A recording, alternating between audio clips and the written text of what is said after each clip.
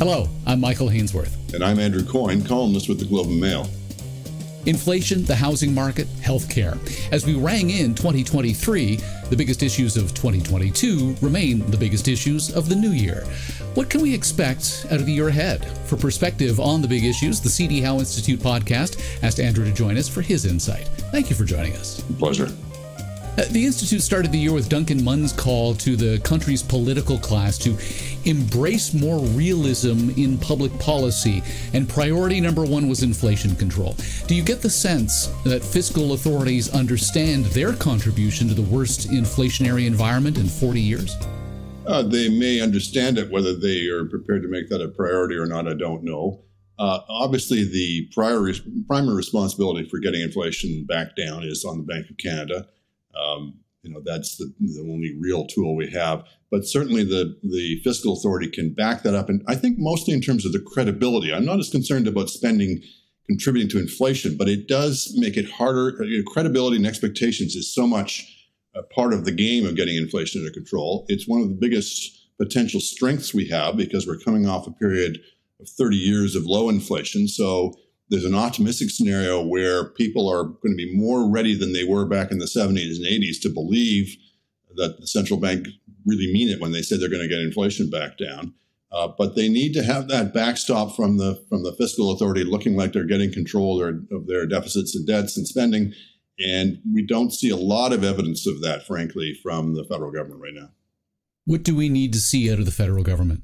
Well, we need to see that. We need to see that there's actual guardrails or benchmarks or whatever the term they're using these days. They always seem, whenever they're in danger of actually, meeting their targets, they invent a new target that makes it easier for them.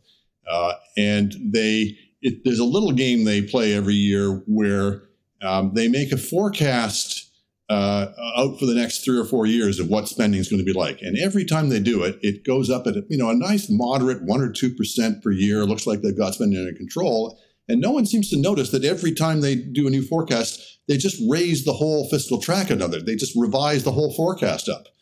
And so we wind up with spending increasing at a fairly rapid rate without ever having been projected or agreed to it, frankly, that it would increase at that rate. So there's still, I think, I don't think they're yet apprised that this is serious. They always seem to think, well, that's a problem for another day. The other thing they could be doing that they seem to have got a little bit of religion on in the last little while that the federal government can be doing to contribute to the bank's job is raising productivity, raising our mediocre annual rate of productivity growth. That's important for a lot of reasons. I mean, we have an aging population with very high projected health costs. They're high now, but they're going to get even higher as time goes on and the population continues to age. And the only way we're going to be able to afford that is if we have permanently higher growth in productivity, growth in incomes, growth in revenues to be able to pay for those costs. But it's also important in terms of inflation, again, in terms of helping smooth the path back to lower inflation. If inflation is too much money chasing too few goods, well, one part of it is getting the money part down, but the other part is raising the productive capacity of the economy so that the goods and money equation are back more in equilibrium. So there's much more they can be doing on that. We've heard them lately talking about the problem that Canada has with productivity, which is progress.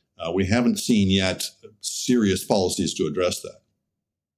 Often it's seen the best solution to that problem of productivity is just to shovel more money at it, which is a very different solution to the inflation problem than shoveling money into the public's pocket, which at the end of the day ends up doing more damage than good.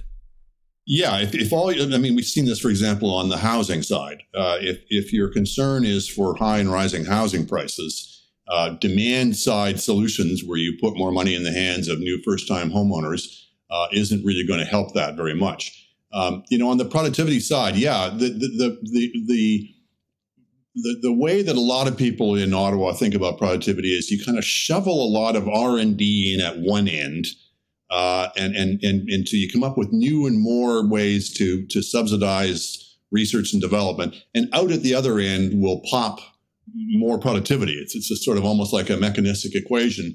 And that's not actually how it works. If it did work that way, then the several hundred productivity R&D programs that we have would already have produced that. what all of the voluminous literature on productivity, that, if there's a constant theme that runs through all of it, it's competition is the thing that really drives productivity. It's the fear that your opponent, your rivals are going to eat your lunch. And there's still much more we can be doing in this country on that front, particularly in these large sectors that we've, in various ways, protected from foreign competition or foreign investment, which is often the only way that we really get foreign competition in a serious way here. So these three big sectors in particular, the financial services, of telecoms, and of transportation, still remain areas that, as we've seen, where we're paying the highest prices in each of those sectors, either the highest or among the highest fees and prices in the world. There's a lot more that can be done there to drive competition and to drive the productivity gains that then translate into lower prices. And among the most regulated industries in the country as well. Do you have any specific thoughts on how we can sort of cut back on that red tape and some of the other issues that would help fuel the kind of environment we need to see to ensure that there is greater productivity because there is greater fear of your lunch being eaten? Yeah, well, it starts by putting the consumer first, which ought to be axiomatic. You would think people would understand that the reason we put planes in the air, is not to give pilots something to do. It's to get passengers from point A to point B as cheaply and quickly and efficiently as we possibly can, especially in a country as vast as this. But the consumer always seems to come second place, frankly, to the industry. There's a large literature on that as well, about how regulation too often winds up regulating in the interests of the regulated. And you can see how it happens, that if a company goes bust because they couldn't hack it in the marketplace, they couldn't compete, everyone kind of understands that. If a company were ever to go bust because the government regulated it into bankruptcy, people would be up in arms. So what happens? It means that regulation is always arranged so that nobody ever goes bust. And it intersects with the other types of regulation. There were attempts made, if you may recall, a few years ago to get one of the major U.S. wireless carriers to come into Canada. I think it was Verizon or one of them. And in the end, it kind of balked. And my recollection is that part of it was we have all these intricate forms of cross-subsidy built into our wireless system where the city folk are cross-subsidizing rural folk and who knows what else. And they took a look at it and said, we don't want to get into that game. So if we had less of that, this is something that bedevils a lot of our regulatory policy, is we're always trying to cross-subsidize things. Because we think that somehow if we cross-subsidizing, it doesn't count as a subsidy. It's that's kind of vaguely market work, because we're just making some consumers pay for other consumers. And it's never good policy. It's inefficient. It's unfair. It's inequitable. If you want to subsidize somebody, it's always better just do it directly. So it's transparent. Everybody knows who's paying and who's getting. And that's always better policy than these kind of elaborate ring-arounds that are meant to disguise what it is we're doing. So are you confident that on the demand side of the equation, when it comes to inflation, that 2023 will be the year that we sort of find that religion on how to address this issue without throwing more money at the problem? Yes and no. So we're already seeing inflation coming down quite smartly. It's down on a sort of a 3-month average basis. It's down to around 4% now. And so, it's working. The tough part, I think, is going to be getting from 4% to 2%. You're going to get people saying, I think you're already hearing some people saying, oh, is it worth getting that last little bit out? Are the costs worth the benefits? And there'll be, I predict, an argument about that. I think the historical record shows it absolutely is worthwhile, because it's only when you get down. I've always felt that 2% ought to be the ceiling rather than the midpoint of the target range. And there's large arguments about that. But, I can live with 2%. But the main thing is you want to get it down to a point where nobody's thinking about it, where it's not only low, but stable. One of the consequences, the higher inflation rates, the more variable it gets. And the more variable it gets, the more dislocation and misallocation of investment happens, but also the more strike actions you have happen. Because one of the things, when nobody is certain or agreed on what the inflation rate is, that makes more room for disagreement among management and labor about what they expect inflation to be. And also when inflation is higher and wage rates are climbing generally, no one wants to be the last one left. No one wants to be playing catch up. So the lower you can get inflation, the less all of those factors become, the more that people can trust that prices mean what they mean, that if you see a price going up, it's because there's more demand for that product and not just because prices are going up generally. They just become much more reliable indicator. And given that everything in our economy is guided by prices, that really has to be job one, is having a reliable set of price signals that are useful and accurate indicators to people about what kinds of investments they should be making and where they should be working, et cetera. To your point about the rate of inflation coming down on a 3-month rolling average, Steve Ambler and Jeremy Cronick ended 2022 calling on the Bank of Canada to pause the interest rate escalator, considering it can be 18 months to 2 years before the impact of a rate increase is truly felt on an economy. What's your call on the impact 2022's rate hikes will have on 2023? Oh gosh, I don't know if I could say that with any certainty at all. I'm not good at predictions, and this would be above my pay grade. I would just say you're absolutely right that monetary policy works with long and variable lags. I think it was John Crow compared it to driving with looking in the rearview mirror. I think in a snowstorm. So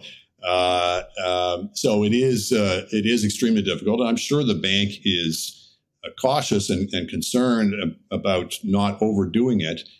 My general historic fear and instinct would be the worst problems have come when banks didn't do enough than when they did too much. If you overdo it, then you have a short period of worse economic performance than you would like. If you underdo it, then you have years of inflation. And that was certainly the lesson of the 70s and 80s, was once it gets baked in, once people really start to expect inflation, then it becomes very costly to bring inflation down. And because it's costly to bring inflation down, people figure, well, then the authorities will be afraid of bringing it down. So it just bakes in the expectations all the more. So it's a kind of a deterrence game. I've often said half jokingly that what you need in a central banker is somebody who everyone thinks is a bastard. Who would laughingly bring in a recession and not care.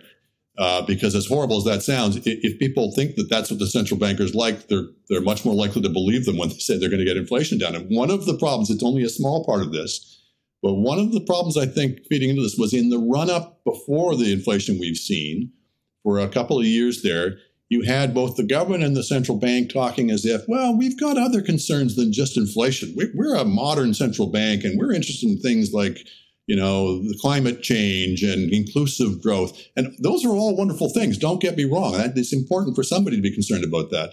But if the central bank lets it be known that it has any concern other than getting inflation low and stable, then there will be costs and consequences. That messing around with the mandate that they did when they negotiated, which I think was mostly the government's instigation, ultimately, the mandate stayed more or less the same, but there was this weird and ambiguous language thrown in there that wasn't helpful.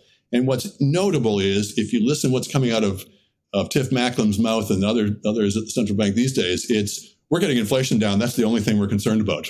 They've gotten very Martinet-like about it, and rightly so. So I think there's a lesson there of you can never really let up on the idea that the sole contribution that a central bank can make, and it's such an important one to an economy, is price stability, is a reliable monetary standard. Well, so then let me expand upon your earlier comment. Is Tiff Macklem enough of a bastard? I think we're seeing that now. I think that's what's being tested right now. And the optimistic scenario, as I say, is that whether because of his statements or because we are in this unique situation, if I can put it that way, of having inflation after 30 years of low and stable inflation, because we've never really had 30 years of low and stable inflation before, right? We've only had a central bank since 1935. And for the first couple of decades, it had to go through a depression and a world war, so things were a bit unstable. And then in the post-war period, we had sort of a few years of relative stability. And then in the 60s, it started to accelerate, and it accelerated for a long time. So getting inflation down and keeping it there for 30 years was a major achievement and a major departure. And then having inflation after that is this new thing. So he's benefiting, I think, from that. But I think we've seen if your friends at the Institute are worried that he's going to overdo it, I think you've seen that he is projecting both in what he's saying and in the policies he's adopting that he definitely intends to get inflation back down. I think there can be some fault attached to the bank for being too slow, and I think he's acknowledged this, for being too slow to recognize that inflation had kind of reared its head again, gotten up off the mat. I don't think it was necessarily the cause of that, but once it has happened, once you've had, because we've come through this extraordinary period with both shutting down an entire economy and then opening it up again, and then a war in Ukraine and all the impacts that had on commodity prices. That it's plausible to think that was the main instigator in getting prices back off the map. But once that's happened, and once people start to internalize that into their expectations, it really does fall to the central bank to knock it back down. So I think he recognizes he and the bank were too slow to act against it. But I think you're seeing they certainly are acting against it now. Well, Macklem came out in 2020 to tell us that interest rates would remain low for a long time. That statement is being cited as a reason why about a third of mortgage holders have a variable rate mortgage today. What are your thoughts on the BOC's role in the state of the housing market in 2023? Well, I certainly think that forward guidance, which was in vogue for a while, and I suppose in some quarters still is, this idea of making these kinds of very firm pronouncements about particular policy indicators, I don't think is terribly helpful. I think it induces more instability than stability. I'm a bit old school, but I think maybe old school is coming back in form in the situation we're in, that they should tell people what their inflation target is. And that's their main communication with the public, that we're going to keep inflation low and we'll do whatever it takes to keep it low. And we'll let you know later what interest rates are going to be. So I don't think that was helpful. And I think, as you say, I think that probably has contributed. There's a lot of things going on in the housing market. So it's not only a matter of interest rates having been kept so low for so long, but also, as I think is more generally recognized now, we've had a real supply issue on the housing market as well. So, we have a lot of people coming into our big cities, whether from other parts of the country or from outside the country. That's manageable as long as the supply can meet the demand. And we've so wrapped up a lot of the housing market in regulation, particularly at the municipal level, that you're now seeing pretty wide consensus on both the right and the left that has to be relaxed, that we cannot have these sort of no-go zones where it's only single-family housing, forever and ever, but make more room for multifamily dwellings and that kind of thing. So it's a combination, I think, of bringing interest rates back to a more normal level. They're still probably going to be low by historical standards even after we come out of this, but not as low as they were for so long, but also loosening up on the supply side. Well, then, at the risk of straying from your pay grade again, maybe this is more of the cocktail party question that you'll get. Do you see relief this spring in the interest rate cycle for homeowners hit with that 1-2 punch of high interest rates and skyrocketing mortgage payments? Well, I'd just be guessing. Again, you've certainly seen an impact on the housing market. I mean, sales are way down. Prices are down, I think, 10-15%, maybe even more in Toronto. So that there's, we've knocked a lot of the froth out of the market already.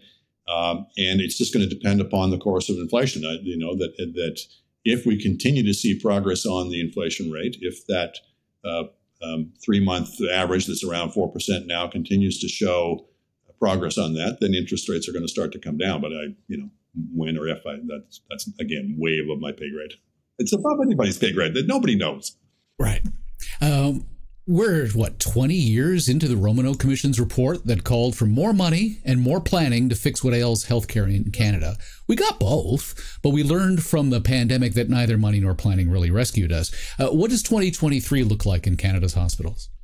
Bleak, certainly in the short term. It has certainly put healthcare very high on the agenda all of a sudden. It's always somewhere in the mix. I always like to point out, though, that inflation is an important issue, typically in Canadian elections, but not a decisive issue, because people generally look at it and go, yeah, I'm really concerned about healthcare. And they always tell the pollsters that, but they also don't believe anybody's got some magic bullet solution. And I think for the most part, that's rightly so. Certainly, we haven't seen much of that. Romano and the policies that came out of that with the Paul Martin's quote unquote fixed for a generation was a terrible disappointment and step backward. I don't want to be cynical, but the last time we really had a crunch in the healthcare system was in the early 90s, when we were dealing with our deficits and debts in a very serious way. And it's also the time when there was the most interest in serious reform. Roy Romano, people thought that report was going to be interesting and substantive, and it turned out to be a real damn squib. But there was another report that came out at the same time, or more or less the same time, chaired by Michael Kirby, Senator Michael Kirby, a Senate report, that was much more lively and interesting, and I think apprised of the problems that were afflicting the system. And so Romano's bet was, I remember the phrase was, let's buy change. We'll put in a lot of money and that will buy change. And in fact, what it did was it bought stasis. It put everybody back to sleep. We're now in a period again when the healthcare system is in a terrible state, only partly because of the pandemic. That has certainly made everything worse and exposed the cracks and the strains in the system. But as many people have pointed out, if the system was being run on such a tight margin even before the pandemic just simply exposed, how tight things were. And even so, we're spending more than we ever have, after inflation, after population growth. Provinces are spending close to 50% of their own source revenues on this one program, and it's only going to get higher as the population ages. So I think people are now coming to realize, we really need to make more fundamental reforms. It doesn't involve throwing out the system. It doesn't involve, in my view, doesn't involve charging user fees or, throwing things into private insurance. But it does mean that we've got to import some sort of market mechanisms within the publicly funded system. We've got to make more room for competition within the publicly funded system.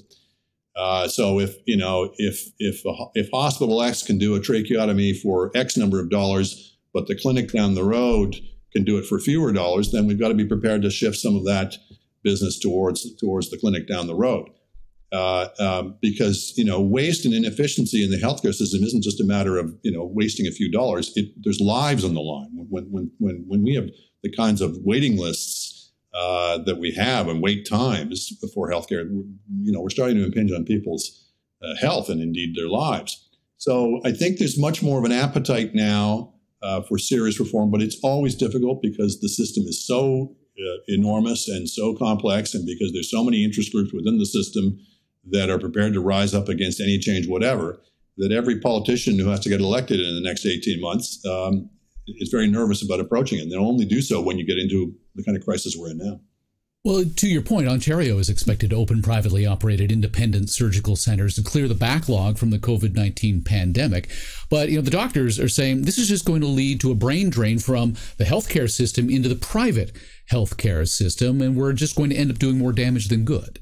Yeah, and you have to take seriously these concerns. Healthcare is tricky, and there's all kinds of ways for perverse incentives to creep into it, and you're always having to be monitoring that. So, for example, one of the things that everybody agrees on, including me, is you want to move doctors from fee-for-service, so-called, to capitation, where they're paid a certain amount for each patient to kind of keep them healthy for the year. And there's all sorts of reasons why that's a good idea, that it changes the incentive from loading people up with care that they may or may not need, but which contributes to doctors' incomes, to trying to economize on care and keep within a budget. Well, first concern is you want to make sure that when you're setting up that system, that you're not giving people an incentive to undertreat people. But secondly, as we've seen in Ontario, is one of the things where they did bring it in with some doctors in Ontario is people started cutting back on their work effort. They got such a hefty capitation fee that they started working fewer days and fewer hours. So you always have to be aware of the human animal. You always have to be aware of incentives. But that to me means that maximizes the imperative of getting to work on this. And there's going to be some trial and error, and there's going to be some things that aren't going to work out as well as we'd like. But the status quo is in such disarray and such trouble that you've got to be prepared to experiment a bit. I think it changes the equation a little bit in terms of federal-provincial relations. I'm somebody who never really had much difficulty with the idea of conditional federal grants. Some people saw this as this abomination. I thought, well, okay, if you don't want to meet the conditions of the grant, you don't have to take the money. But there was a role for the federal government in trying to standardize and universalize the system across the country. And I think we've been largely successful in that. But that was in the early days of Medicare when, the provinces weren't much poorer and there was much less consensus about what we wanted the healthcare system to do, et cetera. I think in the years to come, I think the emphasis has to shift to giving provinces, more flexibility to innovate and experiment and try new things, but B, to be more accountable to their own public. And so you're starting to see people argue more and more now. And I see Peter Nicholson, for example, former advisor to Paul Martin, coming out with a paper saying, we need to get out of the federal transfer business. We need to change those cash transfers that the provinces and the federal government fight over every year into a transfer of tax points. So yes, the provinces in the long run are going to need more money. I know they've cried wolf, but eventually the wolf does show up because of the aging population.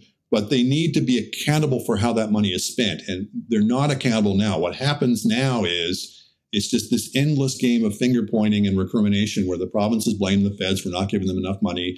And the feds say the provinces aren't doing enough with the money we give them. Let's get out of that game. Let's transfer them into into tax point transfers. So the provinces raise their taxes, the feds lower theirs. The provinces have more money, but now everybody knows who's accountable and who's to blame if things go wrong. And so the provinces then are accountable to their own citizens and their own taxpayers rather than pretending to be accountable to Ottawa. Yeah, Don Drummond at Queen's University told the podcast that we knew this day was coming 50 years ago, and it was the easiest public policy issue to predict, yet we basically did nothing about it. Is 2023 the year we do something about it? I think it may be the year that some things start to happen, yes. It is fiendishly difficult. He's absolutely right that we certainly have known there was a calamity coming. That was, you could predict that with certainty, partly because of the demographics, but also because the system, nobody knows what anything costs. This is the thing that Michael Kirby was so good on. I remember him coming to talk to us at the National Post where I was working at the time. And he said, we went around and we interviewed hospital administrators, people with, 30 years of experience, 3 degrees, very knowledgeable, smart people. And we said, how much does it cost you to, perform a tracheotomy? And they didn't know. And they didn't know because nobody needed to know. There was no reason to know. The budgeting didn't require it. And until you do put a price on these things, you can't set up effective competition. So getting to know what things cost is absolutely critical. And there's a set of reforms that would help to create those incentives for people to know what things cost and then to respond accordingly. I mentioned one of them was moving away from fee-for-service, and the other is moving hospitals onto essentially an equivalent of fee-for-service because they would be playing a different role than the doctors in that system. There's a set of reforms that people who look at the system, there's a fair degree of consensus, but they don't seem to get done. And getting from A to B that way, that getting the right policy to be also the politically possible policy, I think is the real nut that still has to be cracked. As I say, you've got politicians who they can be as courageous as they like, but they're talking about a system that, if they get the changes right, will pay dividends years from now. But if they get them wrong, could blow up in their face right now. And that risk aversion situation that the politicians are facing makes it very difficult for them to make these kinds of very substantive and quite detailed reforms. And so one of the things I think, and there was a very good paper that came out from the C.D. Howe Institute, Aki Blomqvist, talking about sort of meta reforms, if you will, or what are the things we can do that will make it more possible to make those kinds of detailed reforms. And he talked about, for example, setting up a parallel public system, not a parallel private system that people often talk about, but a parallel public system where you instituted all these reforms and then you let people decide whether they wanted to opt into that system or stick with the system they already have. And that way you could kind of have kind of a trial run. You'd have a working model of what reform would look like without everybody having to commit to it all at once. And that something like those lines, might be the kinds of things that make larger reforms more possible. Andrew, to wrap up our time together, when you look ahead to what 2023 looks like in your eyes, give us a sense as to what that looks like. Well, I think we're coming off a year that was so unsettling in so many ways, where so many established norms and expectations were upset. We thought inflation had been low for so long. We all thought it would stay low for the duration. We had a war in Europe after decades of relative peace on that continent.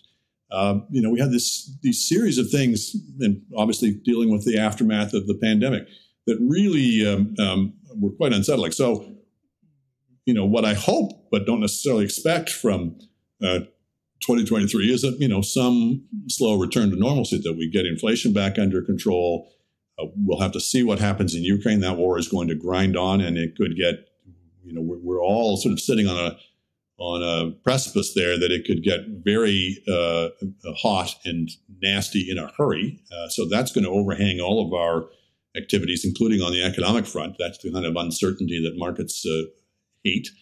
So that's going to be hanging over our heads the whole year. But those two things are, those are the biggest sources of uncertainty in terms of the economy, and certainly were the things that really threw us off track in the last 12 months. And I'm hoping that there'll be some return to stability on both those fronts in the current year. Andrew, thank you for your time and insight today. My pleasure. Andrew Coyne is a columnist with the Globe and Mail. Still to come from the C.D. Howe Institute, February 7th, a luncheon at the Toronto headquarters on global investment trends for 2023 with IMCO, McKinsey & Company, and OMERS. On the 9th, a roundtable luncheon with David L. Cohen, the U.S. ambassador to Canada. And February 13th, a patron circle dinner with Victor Dodig, the president and CEO of CIBC. I'm Michael Hainsworth. Thanks for joining us. You've been listening to the C.D. Howe Institute Podcast with Michael Hainsworth. Subscribe on iTunes, Google Play, and Spotify. The C.D. Howe Institute is an independent, not-for-profit research institute whose mission is to raise living standards by fostering economically sound public policies. The Institute is widely considered to be Canada's most influential think tank and a trusted source of essential policy intelligence, distinguished by nonpartisan, evidence-based research and subject to definitive expert review. Visit cdhow.org and follow us on Twitter and LinkedIn. Thank you.